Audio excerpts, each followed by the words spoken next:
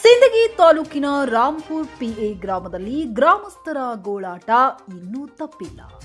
ಬೆಳಗ್ಗೆ 11:30 ಆದರೂ ಕೂಡ ಇನ್ನು ಗ್ರಾಮ ಪಂಚಾಯಿತಿಗೆ ಯಾವ ಅಧಿಕಾರಿಯೂ ಸಹ ಬಂದಿಲ್ಲ.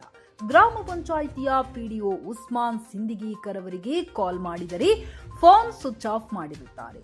ಗ್ರಾಮ ಪಂಚಾಯಿತಿಯ ಯಾವ ಸಿಬ್ಬಂದಿಗೂ ಹಾಗೂ ಸದಸ್ಯರಿಗೂ ಹಾಗೂ ಅಧ್ಯಕ್ಷರಿಗೂ ಗ್ರಾಮಸ್ಥರ ಗೋಳಾಟ ಕಾಣುವುದಿಲ್ಲ.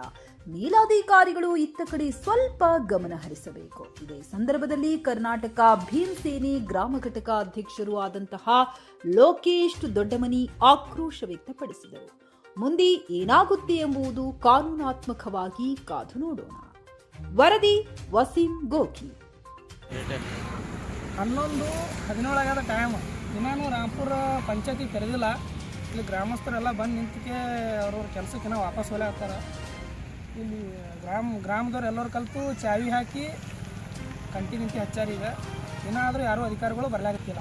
ಫೋನ್ ಹಚ್ಚಿದ್ರೆ ವಿಡಿಯೋ ಫೋನ್ ಸ್ವಿಚ್ ಆಫ್ ಅದ. ಯಾರು ಅಧಿಕಾರಿಗಳು ಫೋನ್ ಎತ್ತಲ್ಲ. ಯಾರು